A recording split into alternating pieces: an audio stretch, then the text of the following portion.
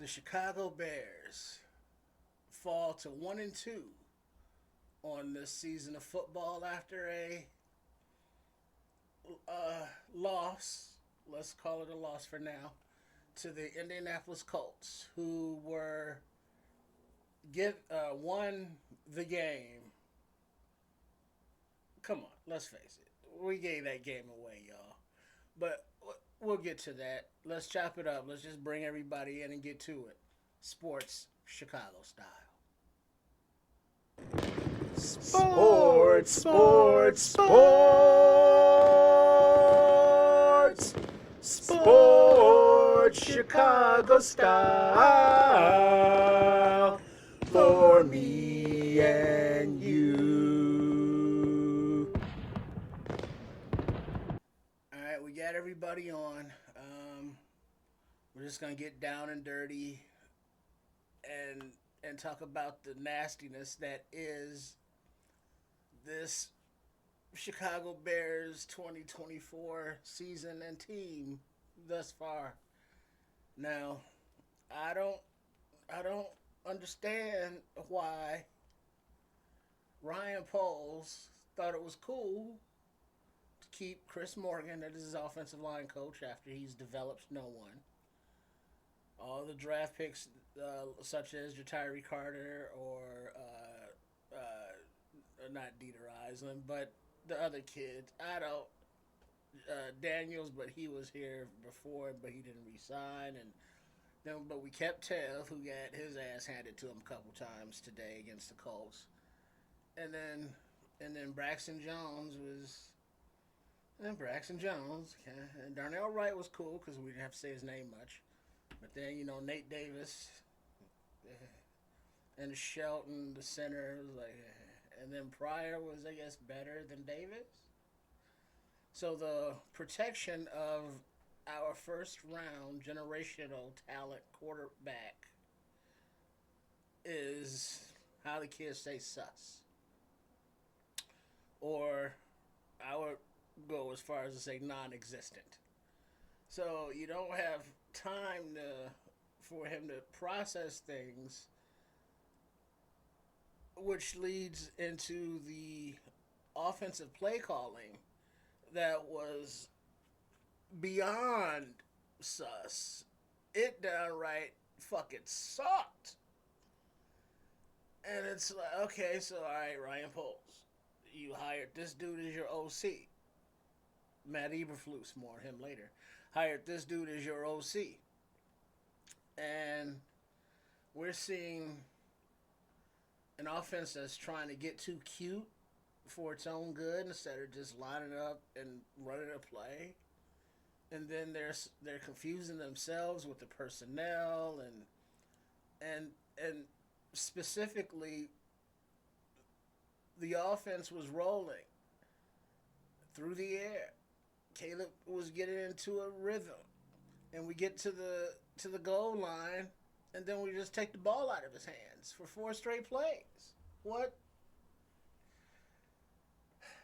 So the defense, cool. They're playing a championship caliber ball. Sweat leading the way, Bit Dexter showing up. The Bayard and the rest of the secondary out there doing a thing. Linebackers are cooling. Defense is good. But this offense is.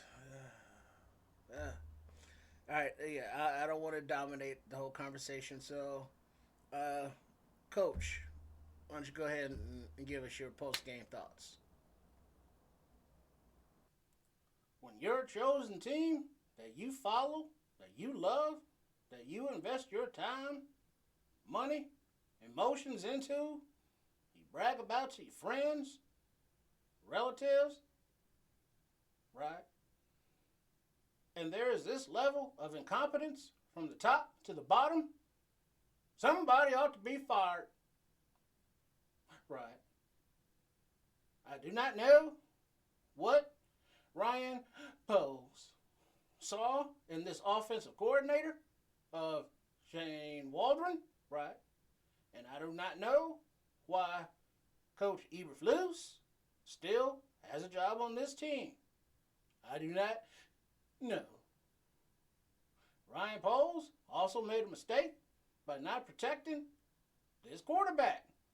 Granted, had he used the haul, right, and traded back for more picks, for more resources, more bites at the proverbial apple, we would not have Caleb Williams. We might have Justin Fields still, which would be just fine with me. But alas, right, reality is this team is going south fast. There is no cohesion. There is no leadership. Far too many penalties. And players not knowing where the fuck to be or what the fuck to be doing. Right? I do not know if I can watch any more of this. If that is the case, do I find a new team? Or do I find a new sport? Or do I find a new hobby? Bro.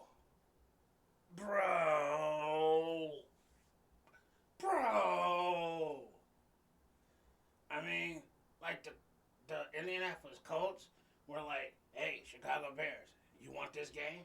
Here you go. Because Anthony Richardson, like we said last week, he just throws up the ball. And the defense was like, give me that. And they was good. And they got gashed a few times by Taylor, but he be doing that shit in Madden, so it's real. Those jump cuts he be doing, yeah, that shit is real. Cause it'd be like, oh, bottle them like, but it wasn't so bad, because, but they was on the field for so long, cause the offense, bro, we just got rid of. Don't even have to say their names with their just weird play calling. And it looks like Shane Waldron is another one of these weird play calling motherfuckers that's just too smart for everybody and his own damn good and what actually works on the field. And it's like, bro.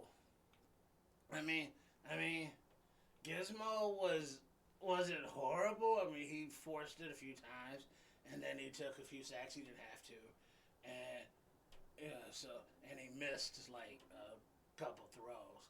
I mean, but he's a rookie, so okay. But and sometimes the line protected him, and a lot of times they didn't. And then it was like Rojo's in, and then Herbert's in, and Herbert's running the Wildcat, and then the Comets having to block the number one D ends, and another second week in a row, and Lewis is Yoda he's just chilling. It's like, Yoda, you're supposed to know what to do, and then Gizmo is like, what the fuck is he supposed to do? But he did get the TD to Rome, but we lost, so who gives a fuck?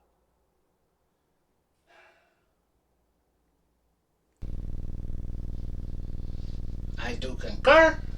Today's loss was very disheartening for the faithful and the fan base, and I do not understand the direction that the leadership, with the lack of discipline and the penalties has been mentioned, but the use of the personnels and just the overall play calling and lack of cohesion. I understand that it takes time to get the edamames, to get the flavors to come together, but these offenses, who knows what the fuck? I do not know. I do not understand. It is not beautiful. Unlike the defense, who played beautifully.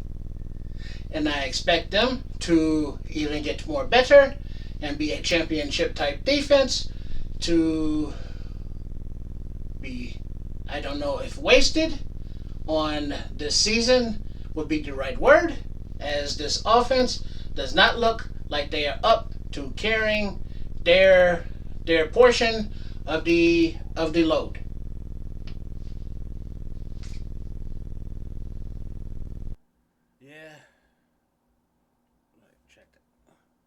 and 5.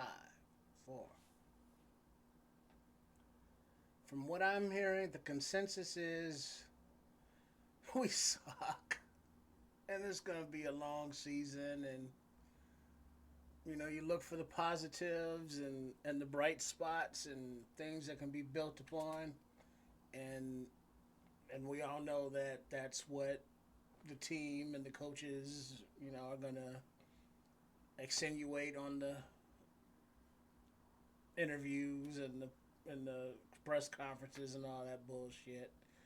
We're here. Oh, we got to get better. Can't make these mistakes. We got to do this better. We're gonna do this, and it's like it only matters on game day. And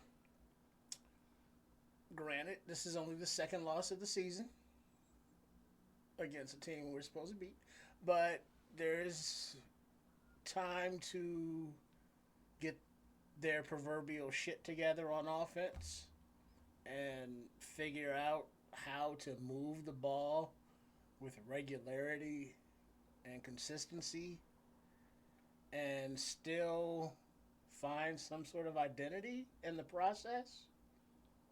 Hoping. So that's where we're at for now, for this week against the Colts. Another loss. So let's see if we can pull ourselves together emotionally as a fan base and stand by your team as long as your team is doing the right things for you to stand by them, because they are actually going in a direction with the personnel and staff necessary to win Super Bowls, which is what we want.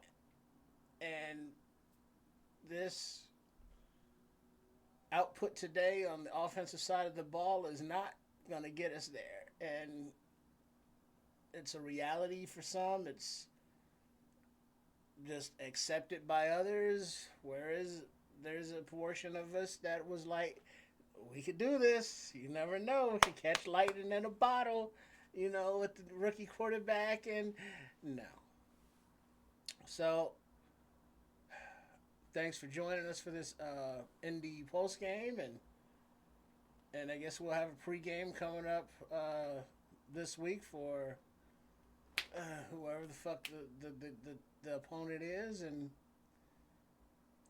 be on the lookout for Chef Tripping's cooking joints, Tripp's exercise vlog, and Coach Tripping. He's got his self-defense thing popping off. So the channel, the social media platforms, Sports Chicago Style. Also, if you want to support on Ko-fi, Patreon, good looking out. All right. So until then, Triple R signing off for everybody. Let's not have a horrible week because our team lost. Let's have a beautiful week because our team is playing. All right, y'all. Be easy.